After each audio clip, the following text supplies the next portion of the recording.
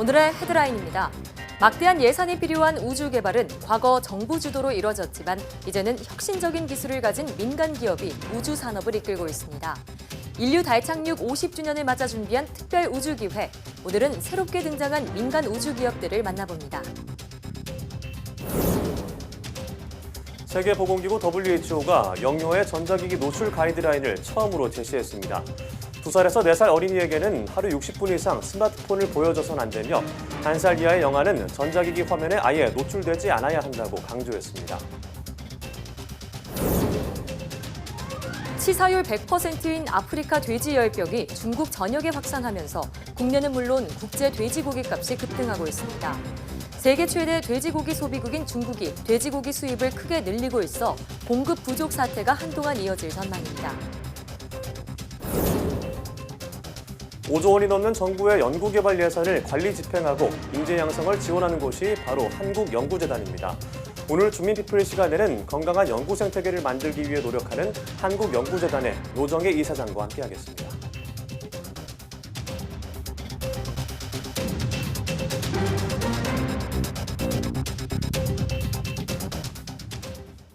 여러분 안녕하십니까? 사이언스 투데이입니다. 아폴로 11호 달 착륙 50주년을 맞아 YTN사이언스가 준비한 특별 우주기획 리포트. 오늘은 4번째 순서입니다. 과거 정부가 주도하는 우주 개발은 혁신적인 민간 기업의 등장으로 새로운 전환점을 맞고 있습니다. 특히 로켓을 재활용하거나 비행기에서 로켓을 발사하는 등 과거에는 상상할 수 없었던 흥미로운 시도들이 진행되고 있습니다. 민간 우주 기업의 세계를 이성규 기자가 취재했습니다.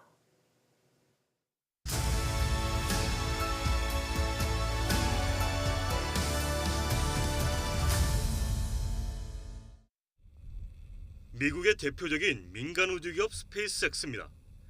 지난 11일 사우디아라비아에 통신 위성을 탑재한 펠컨 헤비 로켓 발사에 성공했습니다.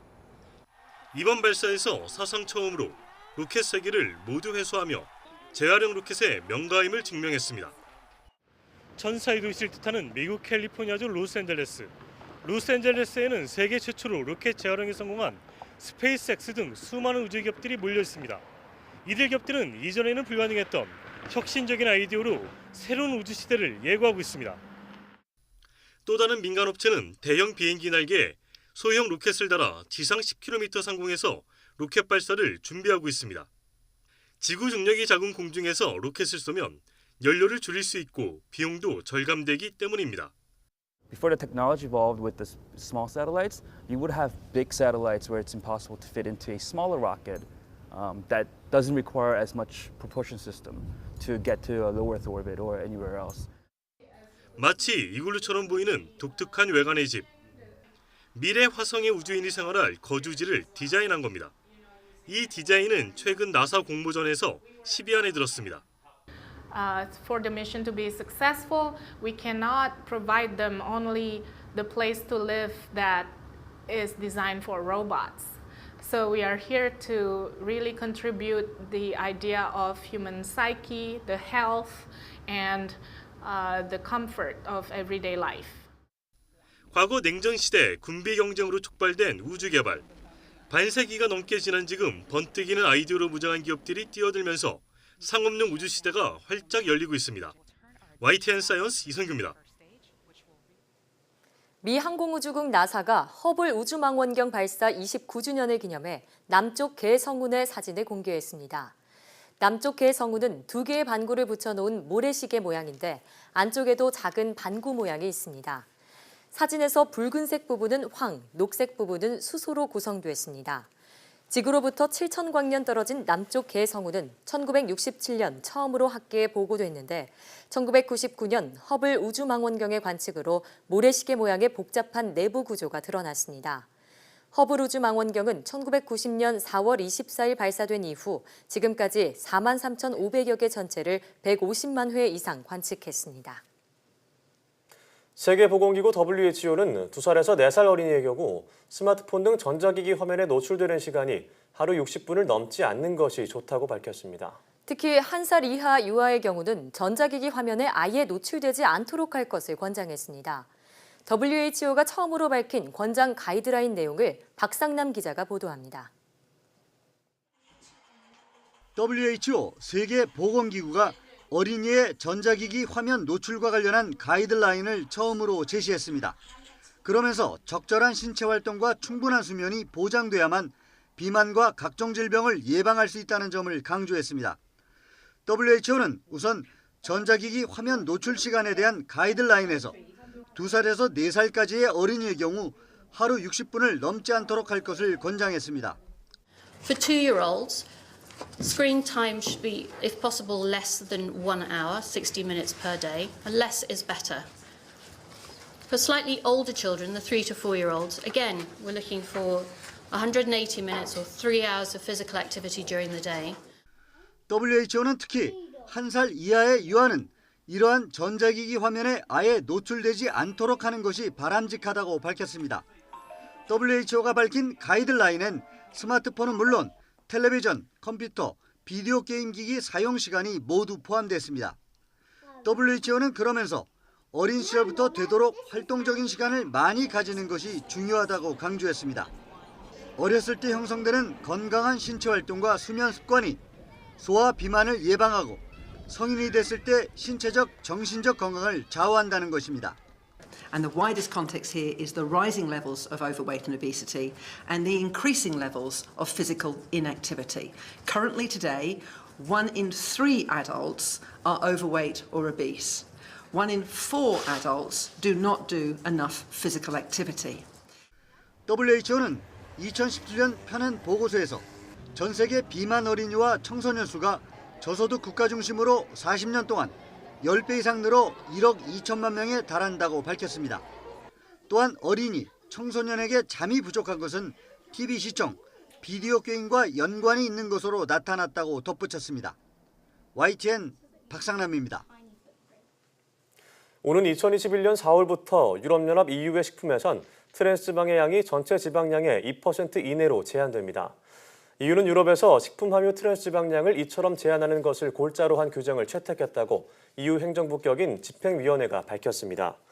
마가린이나 고체화한 식물성 지방 같은 트랜스지방은 값싸고 유통기한이 길어서 식품 생산업자들이 각종 식품 생산 때 널리 사용해왔습니다.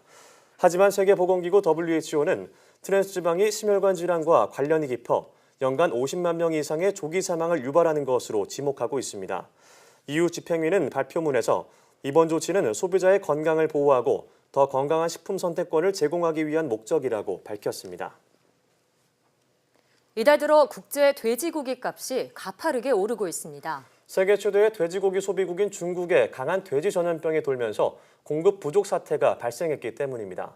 베이징에서 강성욱 특파원이 보도합니다. 지난해 8월 중국 랴오닝성 선양에서 아프리카 돼지 열병이 발생했습니다. 아프리카 돼지 열병은 일단 걸리면 치사율이 100%인 돼지 전염병입니다. 발병 8개월 만에 중국의 모든 성과 직할시 그리고 자치구로 번졌습니다. 应急医院的要求，对3公里半径范围之内，我们总共有28个养殖户，7195头生猪，全部进行普查和无害化。 중국에서 지금까지 매몰 처분된 돼지만 100만 마리가 넘습니다. 이 때문에 돼지고기 생산이 올해 들어 10% 줄어들었고 중국은 수입 확대에 나섰습니다. 전 세계 돼지고기의 4분의 1을 소비하는 중국이 수입을 늘리면서 국제 가격이 뛰기 시작했습니다. 미국 시카고 선물시장에서는 지난해 대비 30%가 급등했고 EU에서도 이달 들어 10% 정도 올랐습니다. 게다가 아프리카 돼지 열병의 기세는 꺾이지 않고 베트남과 캄보디아, 몽골로 확산하고 있습니다. Will take some time to resolve. African swine fever is a difficult disease. There's no vaccine, there's no treatment. 국제 돼지고기 값은 올 하반기에도 계속 오를 것으로 예상됩니다. 안정세를 보이고 있는 우리나라도 소비량의 3분의 1을 수입에 의존하고 있어 여파를 피하지 못할 전망입니다. 베이징에서 YTN 강성욱입니다. 미세먼지 저감 대책 가운데 하나인 인공강우 실험이 이번에 무인기를 활용해 진행됐습니다. 과학기술정보통신부는 한국항공우주연구원, 국립기상과학원과 함께 전남 고흥군 고흥항공센터에서 수직 이착륙 무인기를 이용해 인공강우 실험을 했다고 밝혔습니다. 연구팀은 무인기에 인공강우 물질인 연소탄을 싣고 항공센터 상공에서 연소탄을 살포했습니다. 실험 성공 여부는 결과 분석 과정을 거쳐 다음 달 중으로 공개될 예정입니다. 국내 연구진이 2시간 이상 장거리 비행이 가능한 수직 이착륙 드론을 개발했습니다. 한국해양과학기술원 이용국 박사팀은 좁은 공간에서도 수직으로 이착륙할 수 있고 고속으로 2시간 넘게 날 수 있는 드론을 개발했다고 밝혔습니다. 기존 드론의 경우 배터리를 이용해 전기 모터로 동력을 얻었기 때문에 비행 시간이 30분 안팎에 불과했지만 새로 개발된 드론은 소형 가솔린 엔진을 함께 다른 하이브리드 방식을 적용했습니다. 시험 비행 결과 이 드론은 최대 시속 110km를 기록하며 항속 80km 시속으로 2시간 30분을 나는 데 성공했습니다. 또 탑재된 1.8리터의 연료 가운데 0.8리터만 사용해 시험 비행에 성공하면서 적은 연료로도 장거리 비행이 가능할 것으로 예측됐습니다.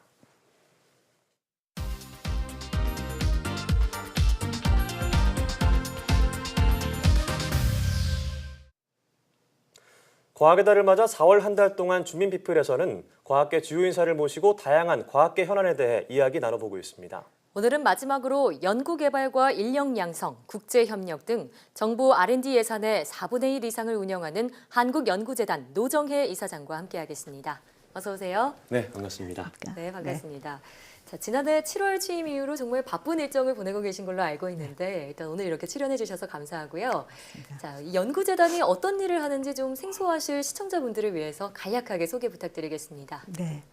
한국연구재단은 주로 대학에서 하는 연구, 인문사회에서 이공 분야에 이르는 모든 기초연구와 응용연구를 지원하는 연구관리 전문기관입니다. 예. 정부 말씀하신 대로 정부 R&D 예산의 4분의 1 이상을 집행하고 있고요. 올해 예산은 5조 7천억 원 정도를 집행하고 있습니다. 네, 우선 지난해 이사장님 취임 열흘 만에 터진 부실학회 논란에 대해서 좀 짚어봐야 될 것 같은데요. 자, 당시 연구재단에서 빠르게 실태 파악에 나섰는데 현재 이 부분의 어떤 징계나 후속 조치는 어떻게 진행되고 있나요? 네, 그게 그 부실학회는 그 상업성 학술 단체들이 거칠에만 번드름하게 학회를 조직하고 연구자들을 속이는 데서부터 비롯됩니다. 네. 모르고 속아 넘어간 선의의 피해자는 구제하지만 그 고의로 부실학회에 참석하고 이용하는 그런 데에 대해서는 제재가 필요하다고 생각합니다. 그 부실학회 참여자에 대한 조사는 직무윤리를 위반했는지 아니면 표절과 같은 연구 부정이 없는지 아니면 또 연구비를 부당 집행했는지 그런 것들을 살펴보고 그에 따라서 제재와 징계가 행해집니다. 직무윤리하고 연구 부정에 관한 부분은 그 참가자들의 소속기관에서 조사해서 처분이 이루어지고요. 그 부실학회를 정부 연구비로 참석한 것으로 결론이 나면 출장비를 회수하게 됩니다. 그래서 연구재단은 그 재단이 지원한 연구비로 부실학회에 참가한 그 연구자들에 대해서 소명서를 받았습니다. 그래서 약 600여 건에 대해서 이제 그 내용을 그 타당성을 점검을 했고요. 그 결과에 따라서 이제 그 과기정통부의 그 연구윤리 점검단에서 최종 심의를 할 겁니다. 그리고 그 결과에 따라 그 출장비를 회수한다던가 하는 그런 후속 조치가 이어질 겁니다. 예, 뭐 사실 논문 표절이나 저작 끼워넣기, 뭐 연구비 횡령 등의 문제는 지금까지 논란이 된 적이 여러 번 있었지만 부실학회 참석 문제는 이번에 처음 드러난 일입니다. 앞서 선의의 피해자도 있다고 말씀을 하셨는데 정말 연구자들이 모르고 부실학회에 참석했을까 싶기도 하고요. 이들이 왜 부실학회에 참석했다고 생각하시는지요? 네, 왜 부실학회에 참석하게 될까 하는 그 원인을 보면은 크게 그 연구계 내부 요인과 외부 요인으로 나눠서 생각할 수가 있습니다. 내부 요인을 보면은 가장 큰 원인이 그 연구자들이 갖고 있는 논문 게재 실적에 대한 압박이 가장 큽니다. 그래서 그 손쉽게 연구 실적을 쌓는 그 수단으로 해외 학회를 이용을 하는 거죠. 그리고 외부 요인으로는 그 기존의 출판 문화를 개방하려는 오픈 액세스 운동이라는 게 있는데요. 그게 이제 1990년대부터 후반부터 널리 퍼지게 됐는데 그거를 악용하면서 그 상업화된 그런 약탈적인 학술 출판업자들이 등장을 하게 됐습니다. 그래서 그 사람들이 그 제대로 된 동료 평가를 하지도 않고 그냥 고액의 그 논문 게재료만 챙겨 이 연구자들을 유인을 하는 거죠. 그래서 네. 경험이 부족한 초보 연구자들이든지 아니면 쉽게 업적을 내고 싶은 그런 연구자들이 이런 부실 학술단체의 그 상업적 술수에 휘말린 것으로 보입니다. 예. 그래서 처음 한 번은 부실학회인지 모르고 참석할 수가 있는데 네. 2번 이상 참가했다면 아마도 알면서도 고의로 참가했을 그런 가능성도 꽤 있는 거죠. 고의성이 있다. 네네. 네. 그래서 고의적으로 참석하는 사람들은 아마도 승진과 고용을 위해서 이력서에 많은 실적을 올리려고 또는 뭐 학술 활동보다는 해외여행에 더 관심을 가진다거나 하여튼 그런 여러 이유로 부실학회하고 공생관계를 맺는 걸로 보이는, 어떻게 보면 부실학회에 기여를 하는 사람들로도 볼 수 있는 거죠. 네. 네, 또 이사장님을 황우석 사태 당시에 논문 조작을 밝혔던 연구자로 기억하시는 분들이 많을 것 같은데요. 네. 당시 서울대 연구처장으로 계셨죠. 네. 자, 이사장님을 생각하시는 진정한 의미의 연구윤리가 무엇인지 궁금한데요. 자, 연구자 스스로 연구윤리 의식을 높이기 위해선 좀 어떤 게 필요할까요? 그게 윤리라는 게 결국 사람으로서 지켜야 될 최소한의 도리잖아요. 네. 그러니까 연구윤리라는 것도 연구자가 지켜야 될 최소한의 도리라고 생각을 합니다. 네. 그래서 연구자들은 통상 그 책임 있는 연구라고 그렇게 표현되는 그 영어로는 responsible research라고 하는 그런 학술 활동을 해야만 합니다. 네. 연구를 진실되게 수행하고 또 건전한 연구 생태계를 이루고 또 사회에 책임지는 연구를 수행한다는 그런 의미죠. 그래서 연구윤리라는 게 결국은 그 연구의 진실성과 사회적 책임을 다 아우르는 그러한 의미가 연구윤리라고 생각합니다. 그래서 연구윤리를 높이려면 그 연구자 개개인하고 그다음에 공동체, 다시 얘기하면 학계라든가 연구계가 모두 이게 책임 있는 연구를 수행하는 게 정말 중요하다는 거에 공감을 하고 네. 그 윤리 강령을 생활화하는 그런 노력을 지속해야 됩니다. 예. 그래서 연구재단은 앞으로 계속해서 그 학계가 자율적으로 연구윤리를 확립하고 건강한 연구 문화를 조성할 수 있도록 그렇게 최대한 지원을 하고자 합니다. 저희가 가이드북도 만들고요. 네. 교육자료도 배포하고 또 연구윤리 위반 사례나 그 후속 조치에 대해서 사례집도 만들어서 공유할 예정입니다. 네. 최근에 그 재단의 연구윤리위원회라는 걸 만들었거든요. 네. 그래서 거기가 이제 연구윤리 관련된 정책 그리고 연구윤리를 확산하는 그런 주요한 결정을 내리게 될 겁니다. 예, 네. 저처럼 뭐 각종 노력을 하고 계신 만큼 더 이상 연구윤리 논란이 불거지지 않기를 바랍니다. 네, 고맙습니다. 자, 또 올해부터는 ICT 분야 R&D 기관이 연구재단에 통합이 되면서 조직 네. 규모가 더 커졌습니다. 예. 자, 이처럼 통합 운영되게 된 배경이 따로 있나요? 네, 이게 작년 8월에 열린 그 혁신성장 관계 그 장관 회의에서 그 연구관리 전문기관들을 부처별로 하나 이내로 하는 그런 효율화 방안이 통과가 되었습니다. 네. 그래서 그 방침에 따라서 그 과기정통부 산하의 그 정보통신 그 분야의 그 연구개발 관리 조직인 정보통신기획평가원이 있는데요. 그 평가원이 올해 1월부터 그 한국연구재단의 부설기관이 되었습니다. 네. 예, 그래서 이게 이제 물리적인 통합이죠. 그래서 한국 그 연구재단은 이 부설기관인 그 정보통신기획평가원이 그 독자적으로 운영을 할 수 있도록 최대한 보장을 하고 예. 그리고 예. 이제 이게 통합이 됐기 때문에 서로 또 시너지, 부속기관이 된 시너지도 이루려고 합니다. 그래서 예를 들어서 그 정보통신 분야의 기초연구 과제, 우수한 과제를 찾아서 그걸 응용과 개발 쪽으로 이렇게 연결하는 그러한 후속 연구가 지원될 수 있도록 한다든가, 네. 아니면 같이 그 공동으로 R&D를 기획을 하거나 연구 관리를 협력한다는 등 그런 종류의 서로 시너지가 되는 그러한 일들을 하려고 하고 있습니다. 네. 사실 연구재단이 통합 운영되기 시작한 게 이번이 처음이 아니죠. 2009년부터 여러 재단을 통합해서 아우르는 분야도 그만큼 넓어졌는데요. 네. 각 기관과 연구자들 사이에서 한국연구재단의 역할은 무엇이라고 생각하시는지요? 네, 예, 말씀하신 것처럼 그 한국연구재단은 한국과학재단, 또 한국학술진흥재단, 그리고 과학기술국제협력재단 그 세 기관이 2009년에 통합해서 큰 기관으로 하나가 됐습니다. 네. 저희가 하는 거는 그 학술과 연구의 효율적 지원을 통해서 창의적 연구와 글로벌 인재 양성을 하는 그런 그 사명과 비전을 가지고 있습니다. 그 교육부와 그 과기정통부의 연구개발 사업이라든가 또는 대학 재정 지원 사업들을 위탁 집행하면서 그 전문대학에서부터 연구 중심 대학에 이르기까지 4만 명이 넘는 연구자들을 지원을 하고 있습니다. 네. 따라서 정부와 대학 등 연구기관 또 연구자들 사이에 정말 저희가 그 소통을 할 수 네. 있는 그런 플랫폼 역할을 제대로 해야 된다고 생각을 합니다. 예. 그러려면은 그 R&D 정책이 현장에 뿌리 내도록 하고 그다음에 현장의 연구자들의 의견을 수렴해서 그거에 바탕에서 그 정책을 수립하고 그런 과정을 통해서 연구자들하고는 공감하고 네. 또 국민께는 감동을 드리고 또 정부에는 신뢰를 주기를 바라고 있습니다.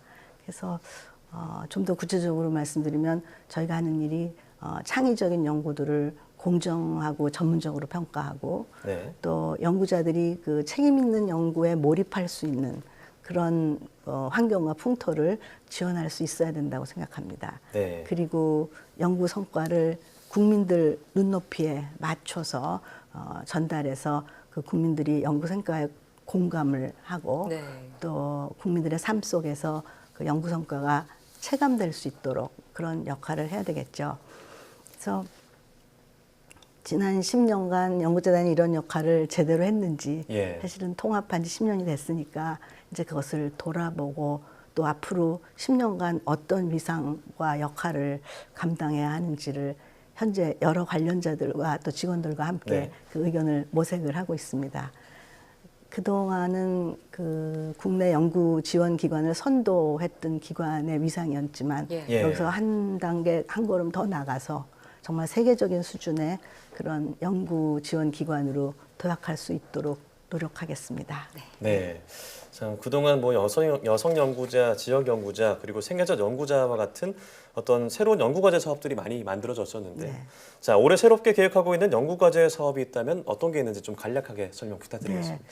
작년하고 올해 걸쳐서 몇 가지 새로운 연구 사업들이 시행이 되고 있는데요. 네. 이공계 기초연구 사업의 경우는 처음에 발령을 받은 신진 연구자들이 연구실 정착을 할 때 필요한 그런 생애 첫 연구를 시행을 하였고요. 네. 그리고 우수한 연구자들이 연구비가 끊어져서 연구가 단절이 되는 것을 막기 위해서 일종의 안전망으로 제도약 연구라는 걸 시행을 올해 처음 신규로 하고 있습니다. 네. 그리고 포용적인 연구 지원을 위해서 그 여성과학자 선정 목표제를 주요 사업에서 유지하고 있고요. 또 지역에 특화된 우수 연구센터를 신설한다거나 네.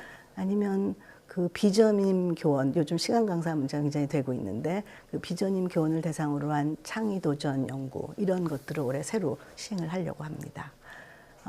인문사회 분야의 경우도 이제 신진 연구자들을 위해서 그 소외 분야에 대한 연구 지원을 할 거고요. 네. 또 중견 연구자들은 오랫동안 한 연구를 할 수 있는 장기 지원 기간을 많이 확대할 그런 예정입니다.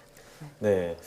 그 재단 이사장님이시기 이전에 오랫동안 연구자로 활동을 하셨잖아요. 네. 자, 현장 연구자로서 그 연구재단의 역할, 연구재단이 해야 할 일에 대해서 많은 생각을 하셨을 것 같은데, 네. 자 이제 임기가 2년 좀 넘게 남았죠. 네. 자, 그 남은 임기 기간 동안 이루고 싶은 목표가 있다면 어떤 게 있는지 좀 궁금한데요. 네.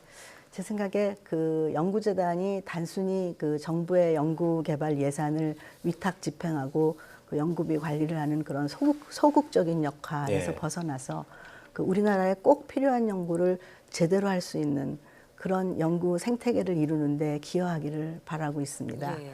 그래서 기초연구하고 그 응용연구를 다 포괄해서 그 바람직한 연구의 방향과 문화를 제시하는 그런 역할, 그리고 연구자들이 창의적인 연구에 몰두할 수 있는 그런 풍토를 만드는데 재단이 기여해야 된다고 생각합니다. 네. 예, 강조하신 자율성과 창의성, 연구윤리 환경에서 우선이 되길 기대해 보겠고요. 네. 또 이런 것들은 모두 연구윤리를 전제로 하는 만큼 이사장님 임기 중에 좀 강도 높은 시스템이 마련되길 함께 기대해 보겠습니다. 네, 노력하겠습니다. 네. 자, 지금까지 노정혜 한국연구재단 이사장과 이야기 나눠봤습니다. 오늘 말씀 고맙습니다. 네, 고맙습니다. 네.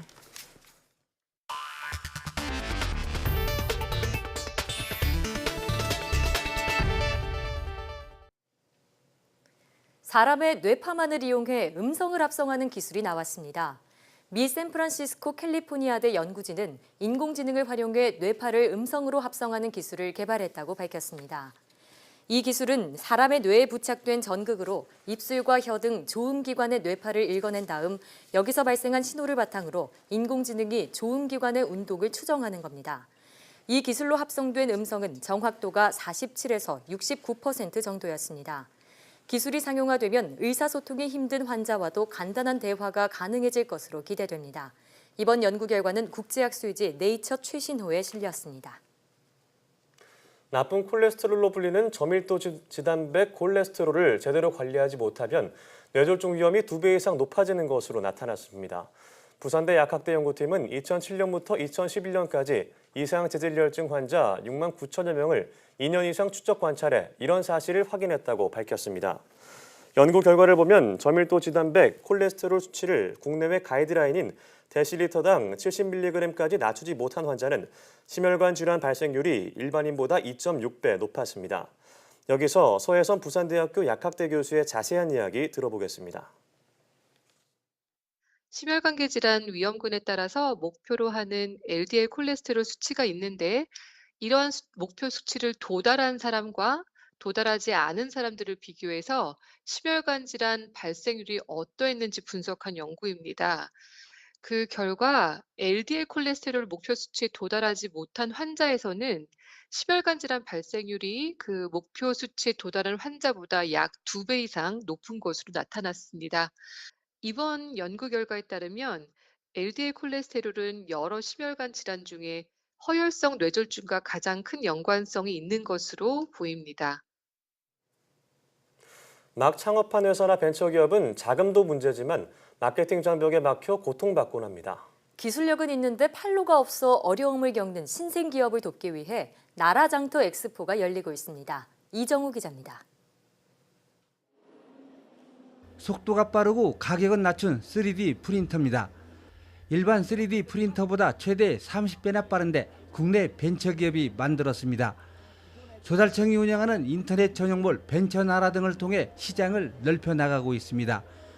벤처나라에 작년 말경 등록이 됐는데요. 그 이후로 국내든 해외로 수출될 수 있고 판로 개척하는데 많이 도움을 받고 있습니다.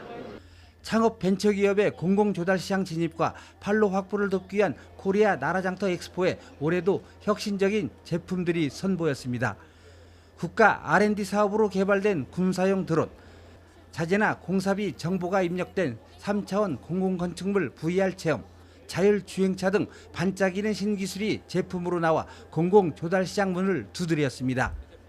올해로 20번째 맞는 코리아 나라장터 엑스포는 전국 440여 개 우수 조달 기업과 해외 조달 기관, 해외 바이어 등 160여 명이 참가해 역대 최대 규모로 치러집니다. 4차 산업혁명 시대 급변하는 시장에 걸맞은 공공 수요를 창출하는 데 역점을 뒀습니다. 28개국 바이어 초청 상담회와 국제기구 초청 해외 조달 시장 진출 설명회를 열어 우수 조달 기업의 해외 조달 시장 진출을 지원할 계획입니다.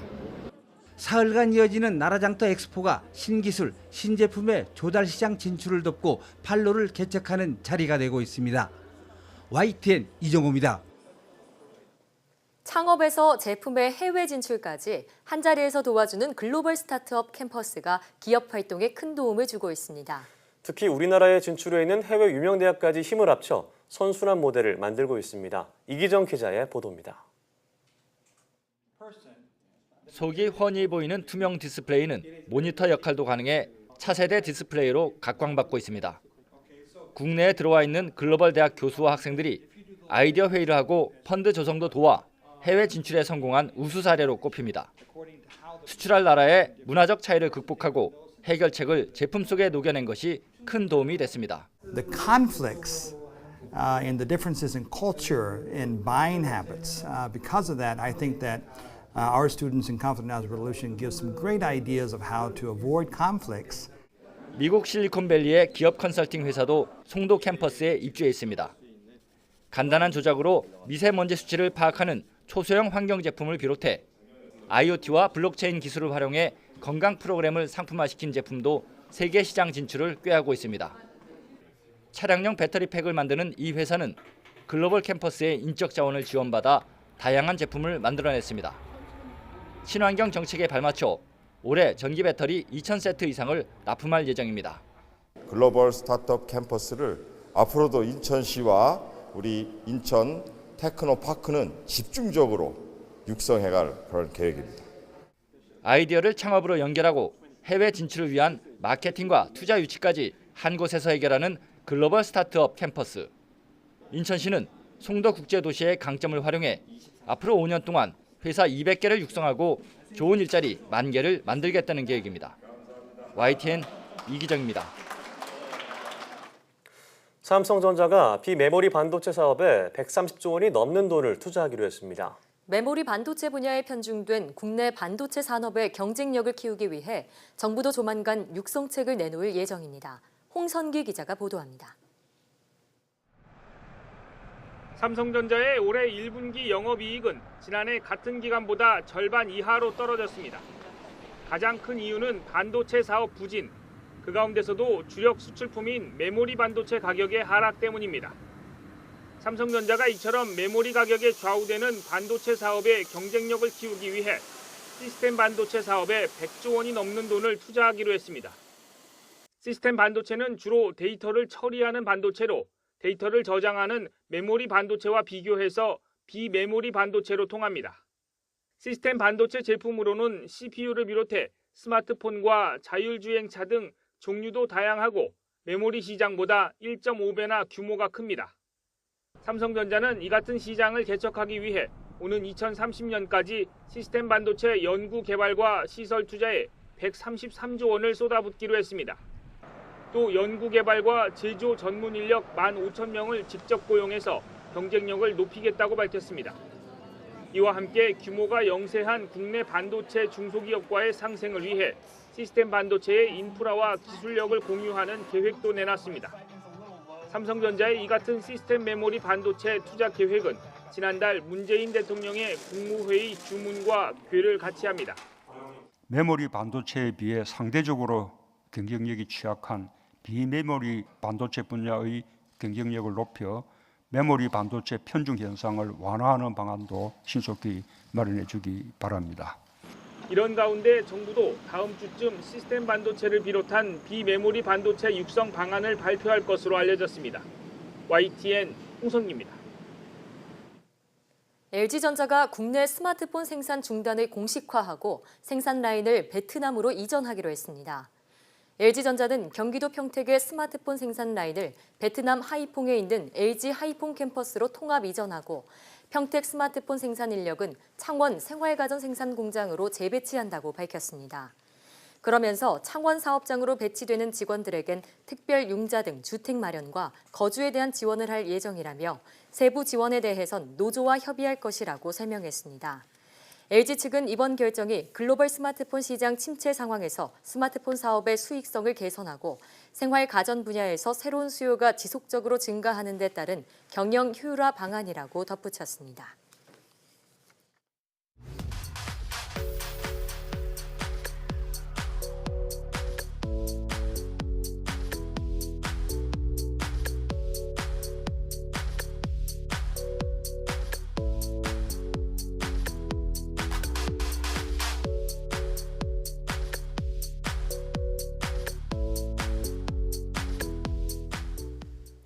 중국 전역에 퍼지고 있는 아프리카 돼지열병이 심상치 않습니다. 사람에게 전파되지는 않지만 백신이 없고 치사율이 100%라 돼지에게는 치명적인데요.